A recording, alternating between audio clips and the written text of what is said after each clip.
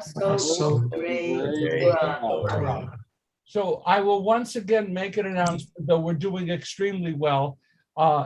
Anyone who is watching this happy class, please send me your email address so that I can be in touch with you if something changes, if something new happens.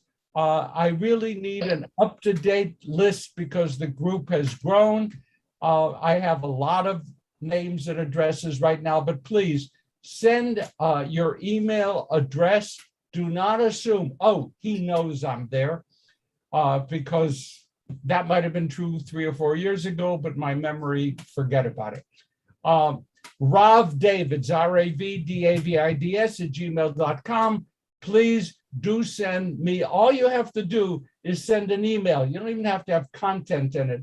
Just ravdavids @gmail.com.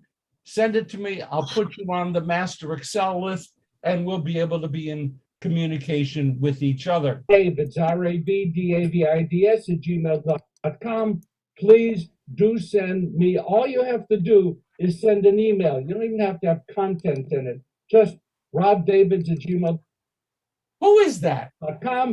Send it to me. I'll put you on the master Excel list, and we'll be able to be in communication with each other. Davids, RAVDAVIDS @gmail.com. What is that? Someone was replaying the recording. Oh God, they're trying to get every single word I say.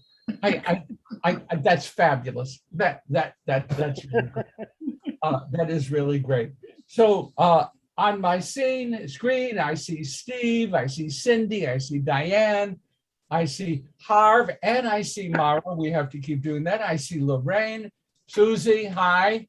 I see Kevin, I see Brad. I saw Brad yesterday. I see Brad today. I see Brad almost every day. Merle, same thing. Hi, Effie. Doris, I've already said hello to. Howard, hi. Larry. Herman, okay. Tamara, Harold, Marina, Marion. You see me, Rabbi? I see you beautifully. After all this time, I finally Zoomed. Yeah. Figured it out. Oh God, too complicated for me. Yeah, I see that Ray and Karen, Rodney and Barbara are present as well. Others, I'm just happy to see everybody. Let's do a bit of checking in. If anything has happened of any importance that you'd like to share with us, like Mara, thank you for not having raised your hand, but Mara has something to share with us. I just had a midrash that I wrote accepted by the CCAR Journal, which I think is also known as the Jewish Quarterly Review. Yes. No, it's not the Jewish Quarterly Review. It is not that. Unfortunately, that the Jewish Quarterly Review is at such a level that Tamara can be accepted into it. I couldn't be, and with all due respect, no, not the Jewish Quarterly. Okay. Sorry, what's a midrash? But the Reformed Judaism Quarterly, the quarterly magazine of the CCAR, has accepted Mara's creative midrash on Sarah for publication, and that is a blankety blank big deal. Looking forward to seeing it. Okay. So Mara, how do we get it? Okay. What's that? How do we get it? Well, once it gets published, we can simply send it around as an email. We can send the article around. Right. It's not being published until the spring of 2022. Yeah, that's publication. That's but that's fabulous. Okay, now I see Herman, and Herman would like to tell us about his surgery. You're muted, Herman. We're Herman, which is really nice. Wasn't that serious. I had eyelid surgery, and for a couple of days I couldn't see. Clearly, I was blurred. That's why I didn't go to services last night, but I did enjoy watching you on YouTube. First time I've ever used YouTube, and I hope it's the last time. By the way, for those of you Wait, wait. who, I saw you on YouTube. It's the first time I've used YouTube, and I hope it's the last. I assume the content bothered you. YouTube bothered me. I didn't know. I'm sorry. Okay. No, I thought it was a very lovely service, as a matter of fact, but YouTube, I'm used to Zoom where I can see and people can see us. It's difficult with YouTube where you just sit there and you look. Yeah, I understand. Okay. Anyway, I would like to inform all of you that after 40 years of singing in the choir at University Synagogue, I have retired. Oh, We'll miss you. Thank you. I understand. Okay. And the good news is they've invited me to fill in. Not. Okay. We could all call Kareth this week and see about that. Yeah. To be well, Herman, feel better. It should go well. And just, I don't know, Diane, do you want to mention, should I mention, people need an update. They deserve an update. If those of you who know Joy Cohen, I saw her yesterday. It is, should I say she's a sad soul? Should I say that? yes. If anybody has the ability to connect with her and help her with maybe with computer skills, I lost my patience. I tried. Yeah, Julia's helped her a lot, and she just, but when Okay, you call her, she doesn't answer the phone. yeah. I mean, how were you able to connect with her? Oh, she doesn't live far from me. And she did ask me if she could come over and chat. But it's the same conversation over and over again. She's lost, and it's just sad because she's a brilliant lady. She is that, and first of all, there's a certain reason, Diane, that I had for calling on you, and that is the mitzvah that you are doing to maintain contact with Joy is extremely important, role modeling, as well as a beautiful thing to do. I wish I could do more, but it's knocking me head against a wall. I think that for those of you who don't know Joy, Joy was a part of the Chevra Torah for years and years, and she was just a major part of our community, and we miss her.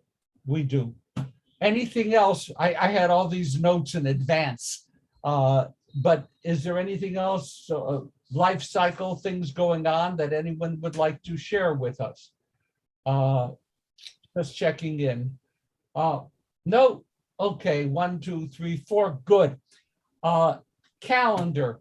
Cindy, I don't have anything on my calendar for Sisterhood for the month of August. I don't know. Beth, we can't do in person yet. We had hoped to do in person September 1st, but that's not going to happen. We're hoping to do Sukkot the 21st or 22nd at the Irmis campus Sukkah because it's more open than the university one. And we think because it's outdoors and we'll be able to do that. So there'll be a Sisterhood lunch in the Sukkah, hopefully during Sukkot. Fantastic, fantastic. Shabbat shalom, everyone. And it just feels so good to be together. Effie would like to know that we are doing Deuteronomy chapter 12, verse 4.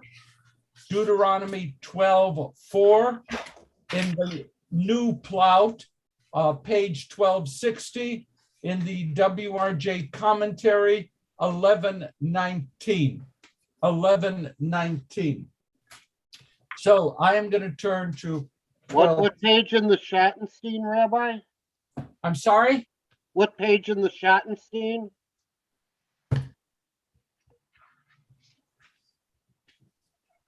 Everyone, Steve would like you to know that he has access to one of the most brilliant traditional translations of the Torah, the Schottenstein thing. And point taken, Steve.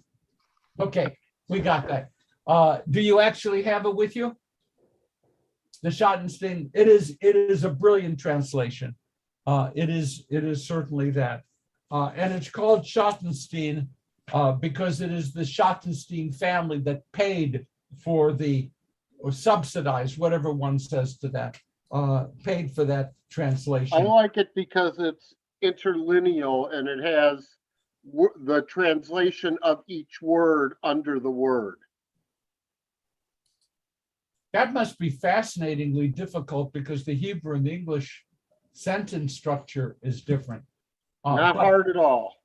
Oh, okay. I mean, that's fine. You learn to put up with the little syntax things, but at least that way, when we have issues of translation, I find it very helpful. When I first started studying Rashi, I have a book, I think I still have it, that is an interlineal translation of the Rashi. And that's what I kind of like. And that's how I first learned Rashi text, Rashi procedure. And it's not my favorite way to read interlineal, but it's a great translation. Now, we are on page 1260, and I want to get into something with all of us today that I have not discussed with our community before. And that's always fun to be able to do. If you see verse 3, and remember that the Torah doesn't have punctuation. So if you look at verse 3, which we're not going to look at, but we're going to look at, tear down their altars, smash their pillars, put their sacred posts to the fire, cut down the images of their gods, obliterating their name from that site, comma. The comma is not in the Hebrew. It's the end of a thing. Verse 4 continues the sentence, but looks like a separate verse. Do not worship the eternal your God in like manner. But then it goes on for another verse. It becomes one of the world's long sentences. My version doesn't have that comment. It actually breaks it up. They don't use periods, they use colons, but it breaks them up into distinct sentences. And the reason is that the comma is a commentary on the verse. Okay? In other words, when the editor put that comma in the English, the editor had made a determination that the end of 3 is really found in the beginning of 4 and didn't want the sentences to be broken. Okay? So translation is more than just faithful word conversion. It's also a process of editing and commenting. How so? Look, do not worship the eternal your God in like manner. Stop. What is the like manner which we are not to follow in terms of this sentence? What are we being told? Don't do this. Okay? That's what verse says. Lo ta'asun ken l'Adonai Elohechem. Simple translation, don't do the same kind of a thing to the eternal your God. That's what it says. What are we being told not to do? What? You look at verse 3, you can find it. What are we being told not to do? Idol worship. Yeah, Do not worship the pagan gods. yeah. Oh, no, it said, no, that's not what it says in verse 3. We have to read. Verse 3 is beyond that. What is Kevin?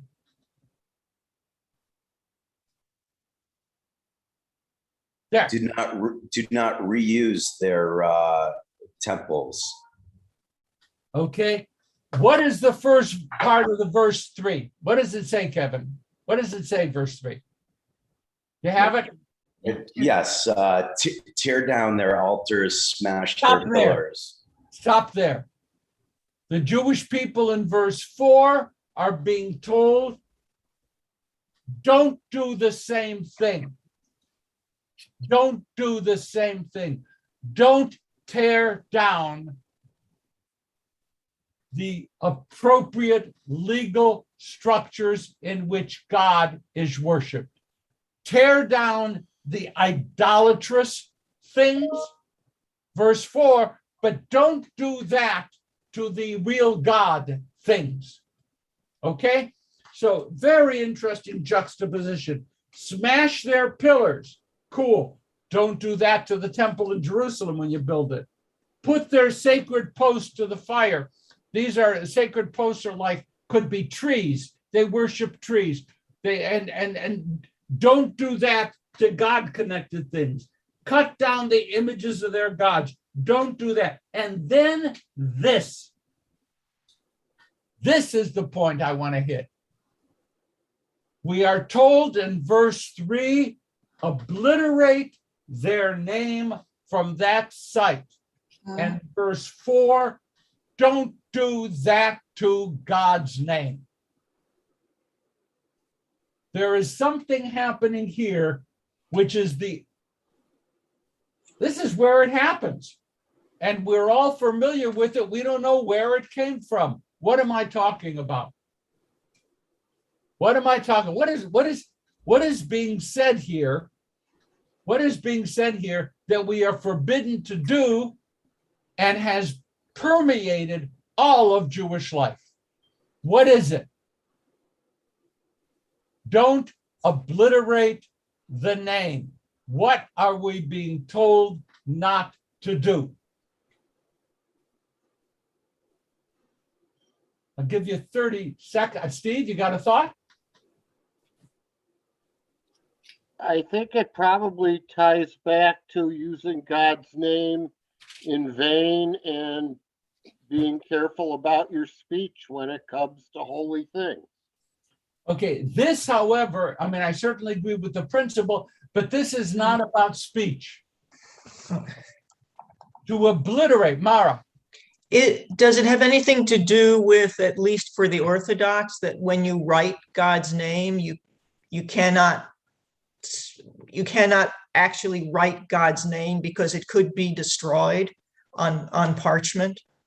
This is the location, correct, Mara. This is the location right here where the whole concept of don't scratch out, tear, throw away any document that has God's name on it.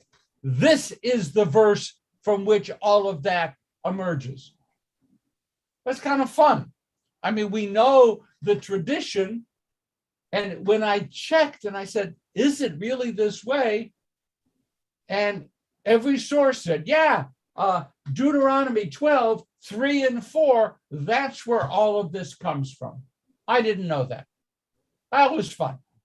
I mean, I certainly know the tradition. Merle. So is this why we don't throw out prayer books? Yes, ma'am. Got it. What do we do with prayer books? Don't we bury them when someone in the cemetery when someone dies? There is a tradition. I had it in my congregation in Atlanta, for example. We opened up a new section of the cemetery, our cemetery. People were dying to get in. So we opened up a new section and We got it. I'm sorry. Okay. One section of one grave site was turned into a place in which we buried worn out, used, unable to be used any further prayer books with God's name in it. And as any good rabbi, this provided a major occasion for a religious ceremony, a big gathering of the people, and food. So it was very, very nice. But yes, we buried books. We didn't throw them out. They had God's name. We did that. Does anyone know the name of a special section in synagogues that used to be set aside for the storage of documents that had God's name on them? Fern, hi Fern, I didn't even see you come in. Hi. Is that the Geniza? Yes, it is. Yes, it is. Lisa and I visited Egypt and visited the old synagogue there in Fustat, Fustat, Old Cairo. And there is the most famous Geniza in the world there, and extremely important. Not going to go into it now, but because they put so many living documents into that storage, and later it was open, later talking 1800 years, 2000 years later, that was opened up. And you have in those documents a picture of the whole community. They had marriage contracts, divorce contracts, business contracts, all kinds of stuff. So the Geniza remains, and it's interestingly enough called the Cairo Geniza. And I do recommend that you go into Google the Cairo Geniza and read about it. It's there. By the way, they still have not, after many years, worked through all of the documents that are there. It's an amazing place. So now go back to our text. On the basis of what it says in verse 4, Rashi is the one who makes it explicit. Do not obliterate God's name from any place where it is written.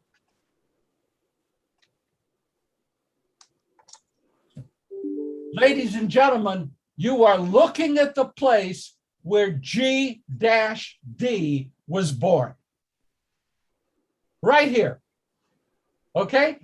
You say, isn't that fun? Where did it come from? It came from an expansion of this. Instead of not just saying Yud He Vav He, the tetragrammaton, the name of God, whatever, it then grew fences around fences around fences that you shouldn't even write G-O-D. So you write G-D. So G-O-D is considered by some to be the equivalent of Yud He Vav He. And it gets bigger and bigger. I have seen French documents which write D-EU. Dieu, God, and they put a dash in and convert that. I'm going to say something just for the little group of us. That is an incredibly extended, far beyond original intention expansion. It is way beyond. And what's interesting is that the expansion is growing today.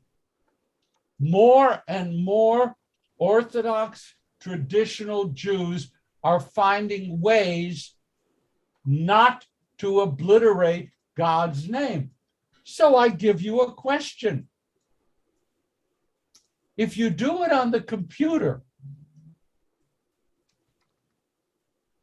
can you hit delete? And I want you, no, Effie, you're laughing. There's a shaila, there is a question, and a tshuva, a response to that question. It's not my invention.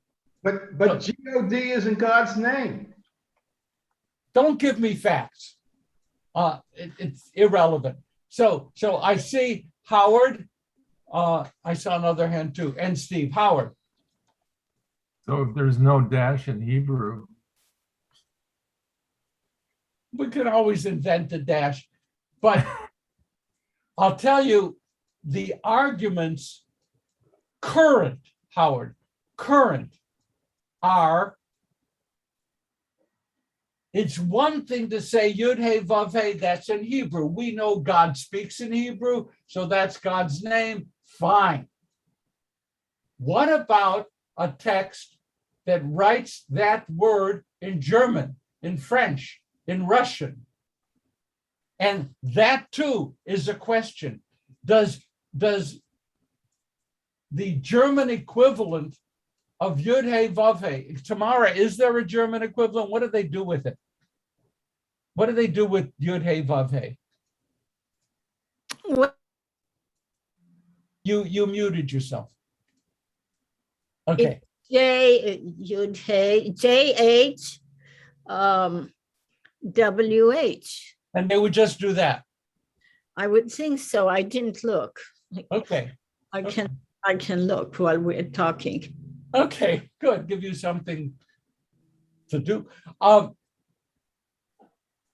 So the expansions are every language in which Yud He Vav He is found or its equivalent, is that not to be blotted out as well?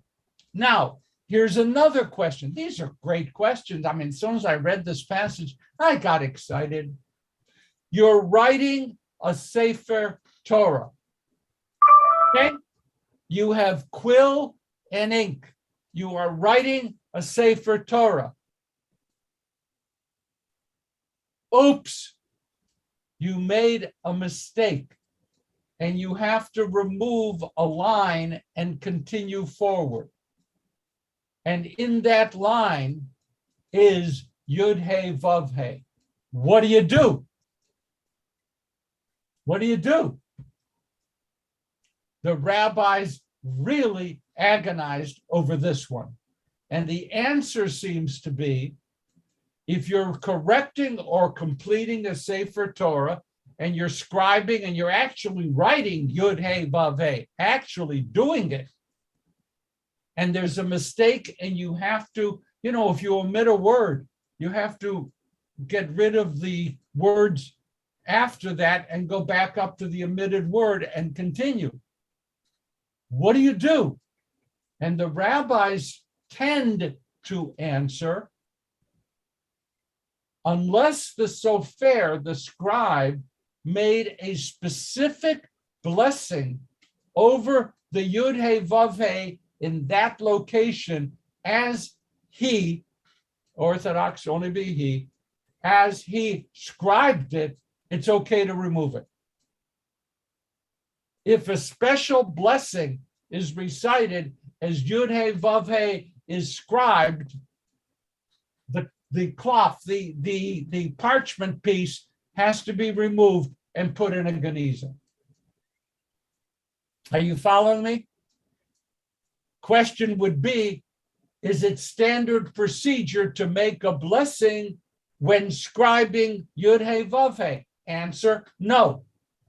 So what they're really saying is, unless there is a super special reason, you can scrape off the Yud He Vav He to create a perfect text.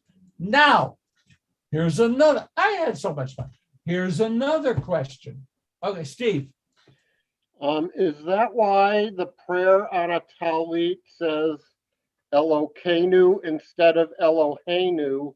And if so, why does it still leave the Adonai Yud Yud as normally written? Yes, and isn't that interesting? What I'm indicating is, so when you say Baruch Atah Yud Yud, it would say, right? Right. Yud, Yud. Okay. Baruch Atah Yud Yud Elokeinu. Now, I've seen woven talitot with Eloheinu. I have absolutely seen that. So it depends upon the weaver. And I'm pointing out that it actually is a living, large battleground among traditional Jews as to what is permitted and what is not. Okay? So Yud He Vav He is universally regarded as God's name. Yud Yud is one step removed. And Elokeinu, I mean, it's very idiosyncratic. I can't give you a permanent answer other than to say it is a source of controversy. Okay, now the question, what if I have to do this now? I am now shuckling like this. What if it is discovered that the sofer who wrote the Torah scroll you're looking at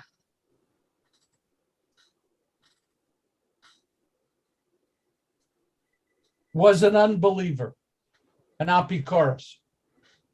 What if it's found out that the scribe is a Jew, but a non-believing Jew. If that scroll written by a non-believing Jew is in a synagogue on fire on Shabbat, do you hear this? Are you required to try to save it? Howard? I'm just gonna guess that as long as he followed all the rules, it doesn't matter what he believes. Oh, baby. No, no, no, no, no. That Torah may be allowed to be consumed. But can you even use it? If it is found out that the Torah was written by an unbeliever, the Torah is not kosher. So can you use it? No, No. not But you kosher. can't destroy it either because it still has God's name in it. Not the point. Forgive me. The point is not when it was written by an unbeliever. Okay? So intention. Shall I use the old pronunciation? Kavana. Kavana. Intention. If the intention of the scribe is not pure, then that scroll, the work of the scribe's hand, is not pure. And therefore, it is not a kosher scroll. Therefore, the written name of God may be obliterated because it was written by one of them. By the way, the laws of kashrut of a Torah are fascinating. I had the privilege of commissioning a Torah to be scribed, written new in Israel. And on one of my trips, I took the Torah and I brought it back to Atlanta. Fine.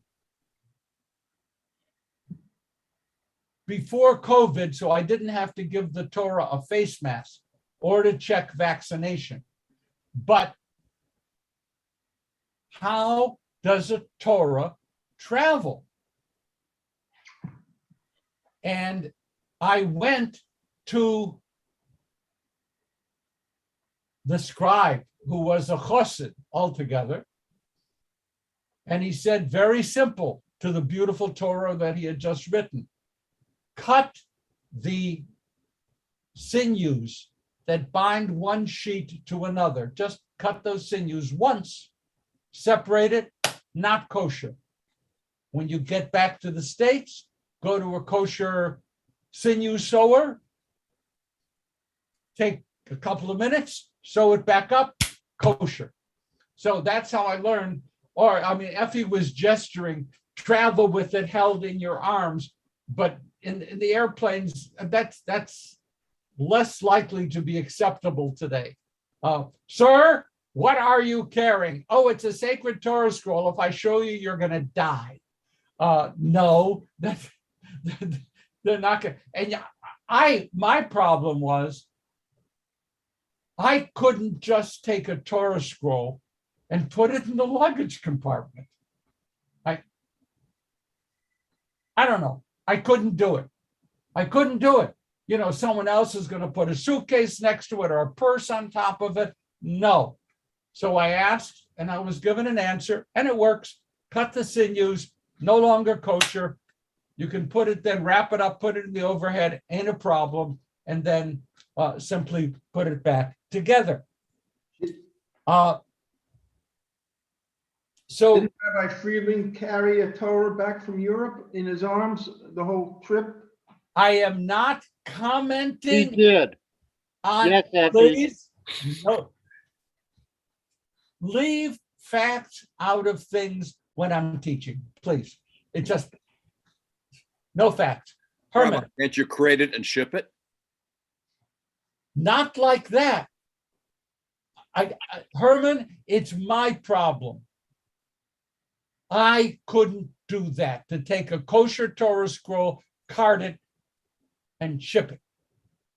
But I could certainly arrange to have the Torah de-koshered temporarily. Therefore, there's only two ways: carrying it, or as you say, cut the fringes. And not the fringes, the sinews, the Stitching. yeah. So Okay. there's only two Pearl. ways then. If you're driving, say from Phoenix to Los Angeles to find a scribe to repair a Torah, do you still have to cut the sinews to drive with it? No. As a matter of fact, Israel is a funny place. Outside of the big cities, they have itinerant rabbis who go from community to community with a Torah scroll in the trunk. Now, in Phoenix, there was my classmate, Charles Herring, Rabbi Herring, my classmate, who began his work in Arizona, going from place to place. And he had a Torah scroll in his trunk. That's fine. That is not a problem. Or in the back seat, not a problem. Fern. I'm just wondering how, as Reform Jews, we reconcile what feels to me like an extraordinary number of arcane and, to me, insignificant rules for which we Jews are famous, with the interpretation that with us looking at it as a much more broad religion. And I thank you for that, Fern. I mean, that is totally what we would call a spot on observance. And one of the reasons I'm attracted to it is because I am now writing a chapter for my new book on Shabtai Tzvi, the false Messiah. False is probably the bad word now that I won't use in my chapter, but messianic pretender works better. Sabbateanism, the movement that grew up after Shabtai Tzvi's life, death, 17th century, Sabbateanism was at its core antinomian, against the law. Much of what I'm not going to go in, though at this point, having read 8 books, I am like overflowing, but set that aside. Sabbateanism was a radical break with rabbinic expansionism and all the laws and all the things. I mean, Shabtai Tzvi made Tisha B'Av his birthday celebration and made it into a festival. You're getting my point, okay? Now, Sabbateanism lasted through the 1800s. It had many different offshoots, but there is clear evidence that the antinomian against law, the antinomian thrust, sent some 3rd and 4th generation Sabbateans into the Haskalah, the Enlightenment, and thus into, dare I say, Reform Judaism. It's, you know, I'm having fun. Okay. What you raise is real. One of the core ingredients in the founding and evolution of Reform Judaism was a willingness or a need to say, we cannot create a modern religion locked into the nomos, the law, that keeps on growing and growing and growing. So yes, that was a long answer to a really important question. And it is part of our heritage as Reformed Jews to be able to, God forbid, callously discard, but to study, analyze, reject, or accept. Too many of our people callously discard. They do so out of ignorance. That is one of the great, huge weaknesses of Reform Judaism. But in the structure of Reform Judaism,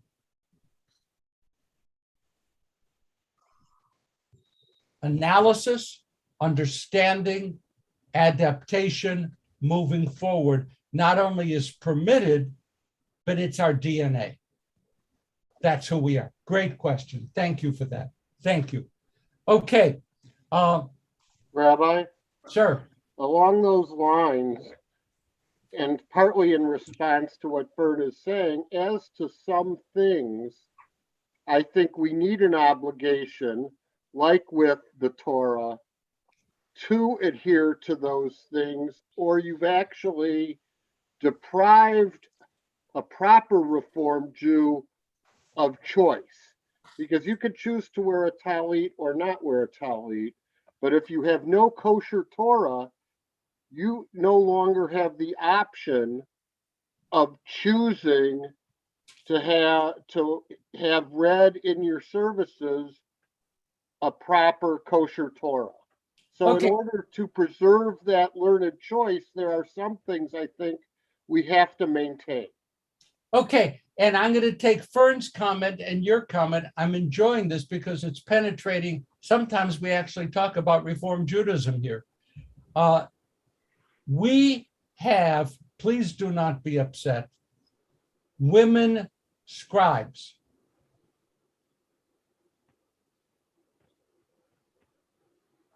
Not kosher.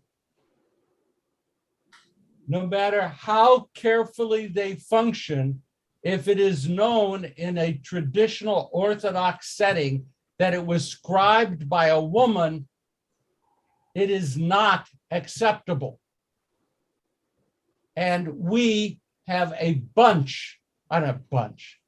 large community now growing of women Torah scribes in our community. So we are creating Torah scrolls, which if, it's hard to look at a Torah scroll and know who wrote it. Well, actually, you can find that out. But the second generation, third generation, you have a Torah. It's a Torah. It looks perfect, it goes on. But in its origin, it's a violation of the manner in which Torahs are created. And I'm saying that you are right, but as you learned in the first year of law school, I remember I was sitting next to you. The slippery slope is one of the worst arguments a lawyer can make. And you were taught that, right? To say that, oh, if you change something, après moi le déluge, everything goes. And no, that's not an argument. And in the same way, if you're going to say, keep these things so that everyone can have it, yes, but we change. And we are trying to preserve in our, I'm doing speech making today. I don't want to. Larry.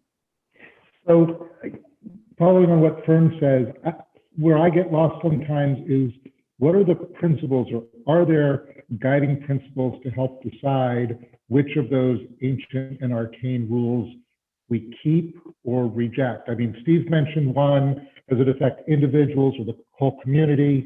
You mentioned another, is it egalitarian, more egalitarian for our modern society or not? But some of the rules that we follow don't seem to follow those sort of principled decision-making.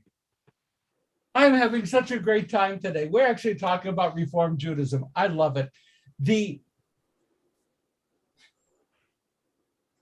I promise you what I'm about to say will not be satisfying. I promise. Okay.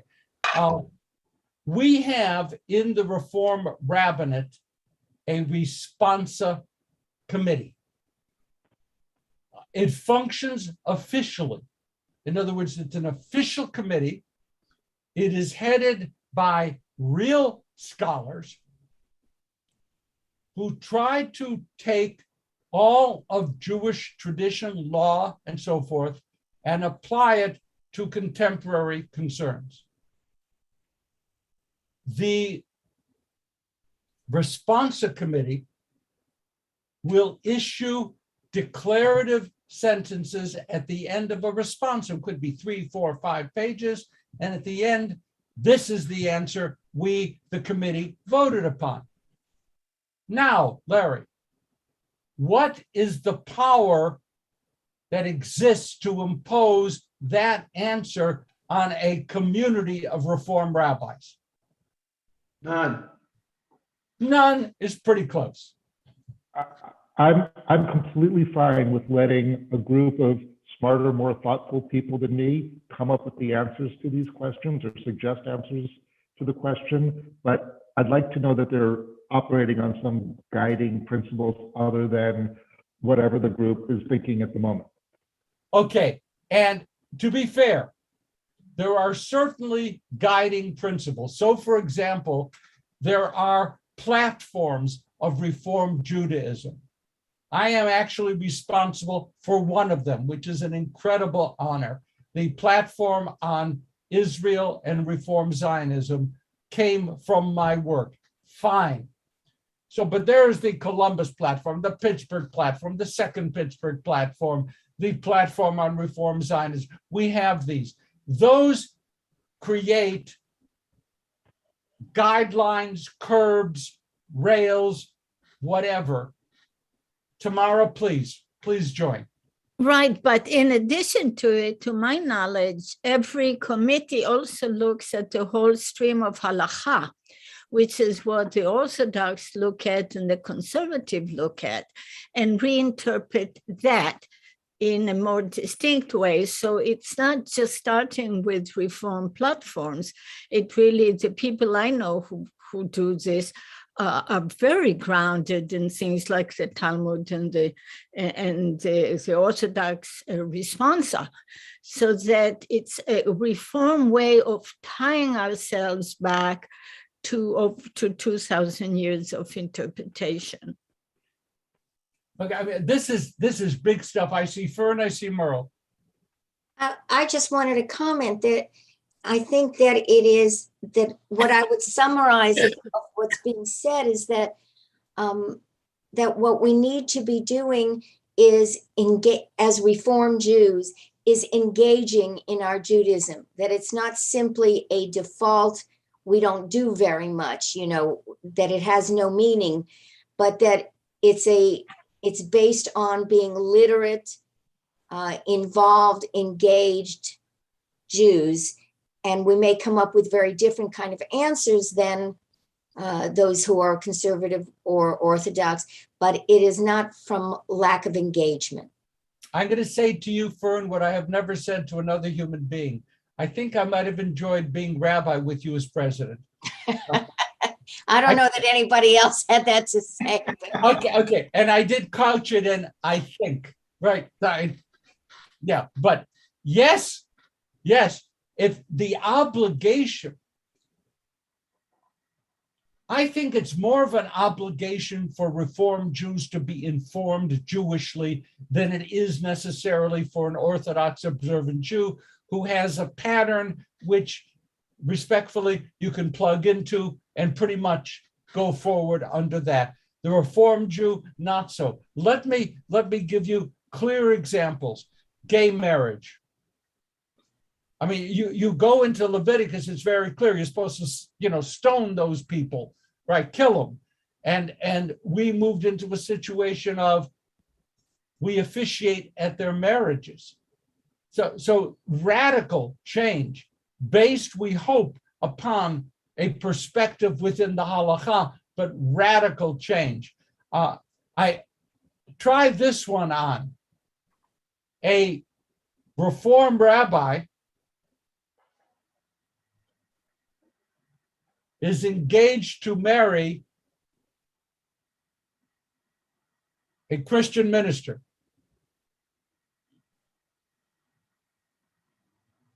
What happens to the certification, authorization?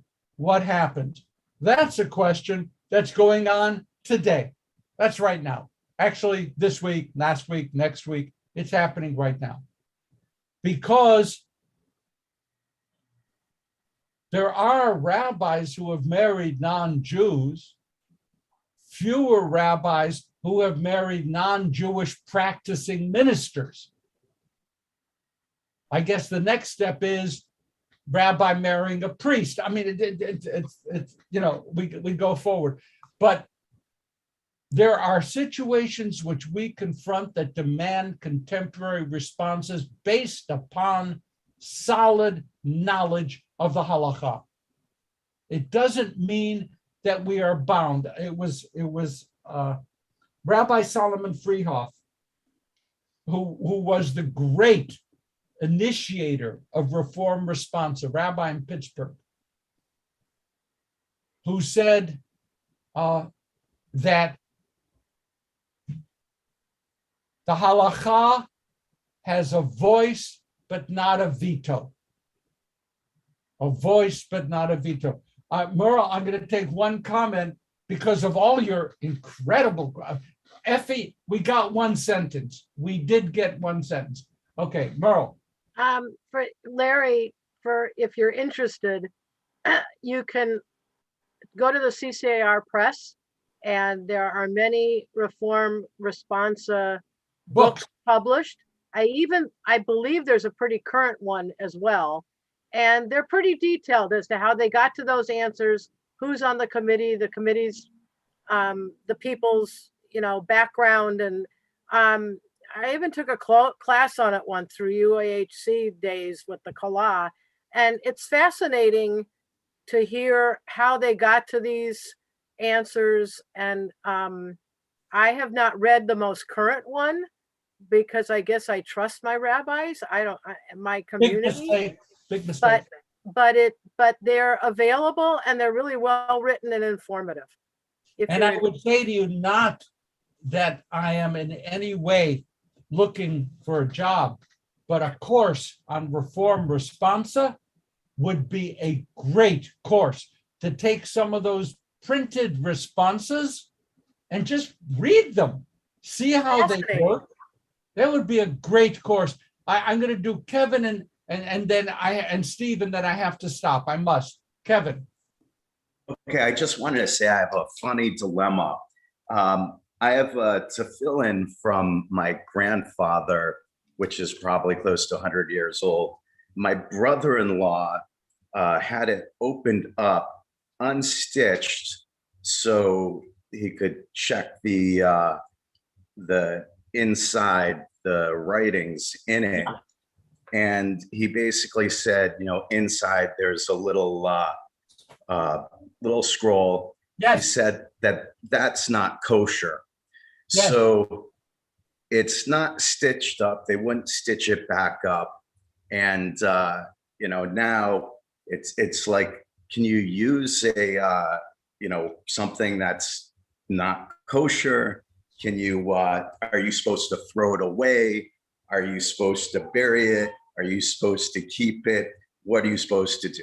But no, I just wanted to say it was, it went along with what you're saying. Now, how do I stitch it back up? And, going back to if a woman scribe writes a Torah and you pray over it, can you make it kosher? Can you kosherize it? Or is it not, able to be kosher? Kosher salt. No. Nothing can change the status, and I'm going to run over on time on this, so forgive me, Stephen. I'm going to try to respond. The same thing is true for mezuzah scrolls on your door. They can become no longer kosher. To be functional, traditional kosher mezuzahs, the scroll has to be as free of like scratched out or faded, whatever could happen inside an old mezuzah. If there are Orthodox communities that require door mezuzahs to be inspected regularly for kashrut and to replace the scroll if it is not kosher, no longer kosher. Thus, with your tefillin, the tefillin no longer are kosher because whatever it is, a word disappeared or faded or whatever could have happened. It could have been an insect. I mean, it could have been a variety of things. That can never be kosher. It can't be koshered. you can replace the scroll in the box and have a kosher set of tefillin again. But the kosher tefillin would not have the cloth, the parchment that your grandfather used. So what do you do with the parchment? The parchment would then be buried or then be put in a geniza. And that should be done through a synagogue, and that can happen. That's not a heavy problem. Or, please, if you want to put the parchment that your grandfather used back in the tefillin, sew it back up and keep it as a testimony to your grandfather's life, I see no problem with that. I see no problem. And I think I'd leave it there. You're laughing. Why? What did I do wrong now? No. It's just, funny how what you have to do to keep things. Or in Jewish law, Jewish life, Fern is asking others, this has been an incredible day. We are into separations, Kevin. It is kosher, it is treif. If it's not kosher, it's not kosher. It can be made kosher by following certain steps. Or from my perspective, if you're going to put it in a display case and have it as a permanent thing to look at, to talk to your kids and grandchildren about, that's grandpa, great grandpa's tefillin, have it sewn back together and put it there, and that's beautiful. And I'll tell you what, if one of your grandchildren, male or female, takes those tefillin and puts them on as an act of worship, even though, please don't quote me, they're not kosher, by me, that's beautiful. Okay? That's beautiful. That takes Fern's question and makes me a Reform rabbi answering a question, which is not the answer that an Orthodox rabbi would give. I am now going to read the Kaddish list, please. And folks, amazing day, amazing. Those who have passed away during the past month, Eleanor Berman, Norman Cohn, Maury Dickman, Joan Levine Eichberg, Edith Fisher, Marvin Frankel, Sandra Geller, Jean Grossman, Jeanette Peskin, Jessica Allison Schroeder, Tony Barrios Vega, Gabriel Weiss, Mimi Wolfen, and yortzites that occurred during the past week. Rose Begelman, Barbara Lerner Barrett, David Begelman, George Barakovici, Nesta Berger, Leah Bergman, Stanley Blatt, Louis Balmont, Rhoda Brendel, Seymour Ambrostov, Benjamin Birkin, Daniel Colner, Dora Dan, Lou Delavie, Rose Delavie, Aidan Edwards, June Ellen, Robert Ellison, Carlos Farber, Harry Farkas, Alan Feldman, Frank Fenton, Carolyn Fisher, Zelda Foreman, Disa Freilich, Beverly Friedman, Irving Friedman, Sandra Geller, Sheldon Allen Geller, Max Goldstein, Bernard Grad, Peter Grad, Jacob Haycock, Michael Harris, Murray Heichman, Hattie Hertz, Hattie Isaacs, Muriel Jackson, Edward Kalmar, Marshall Kaplan,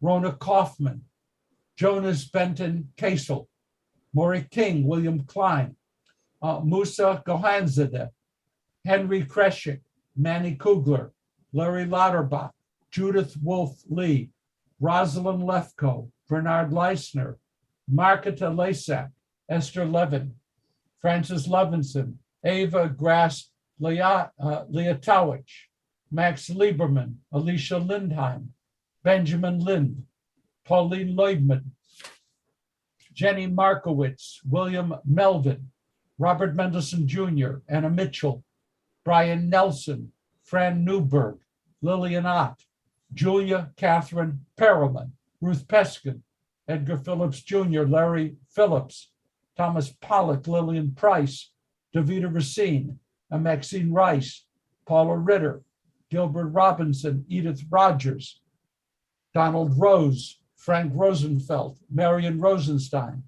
Herbert Rubin, Evelyn Schwartz, Stephen Shaw, Stanley Sherman, Ida Siegel, Dina Saad, Gilda Spiegel, Ida Steiner, Susan Cohn-Stotsky, Rodolfo Sukawecki, Harold Sussman, Murray Weinstein, Anna Bell Weiss, Jonathan Weiss, Celia White, Sam White, Rabbi Alfred Wolf, Lawrence Wolfen, Moshe Aaron Young. If I have mispronounced a name, I apologize. If I have omitted a name and wherever you are, you wish to say it aloud, please do so now. And we acknowledge those who died defending the state of Israel and those who have no one to say Kaddish for them. We say Kaddish together. Yitgadal v'yitkadash v'yirabah. V'alma divra chirutei. V'amlich malchutei. V'chayechon of yomechon. V'chayedechol Beit Yisrael. Ba'agala v'zman kariv. V'imru amen. Heishmei rabba mevarach le'olam le'amei amaya. Yitbarach. V'yishtabach. V'yitpa'ar. V'yitramam. V'yitnaseh. V'yitadar. V'yitalev. V'yitalal. Shemei dekudisha. Barichu. La'elah min kol birchata v'shirata. Tush b'chata v'nechamata. Da'amiran bi'alma v'imru. Amen. Yehi shlama rabba min shemaya v'chayim. Aleinu v'al kol Yisrael v'imru. Amen. Oseh shalom v'imromav. Hu ya'aseh shalom. Aleinu v'al kol Yisrael v'imru. Amen. Shabbat shalom, everyone. And I'm glad no one Shabbat shalom. knew that today is my Haftorah. Vayomer lo Yehonatan Machar Kodesh. Shabbat shalom, everyone. Shabbat shalom. Thank you. Thank you. Shabbat shalom, everyone. Shabbat shalom, Susie. Shabbat shalom. Shabbat shalom.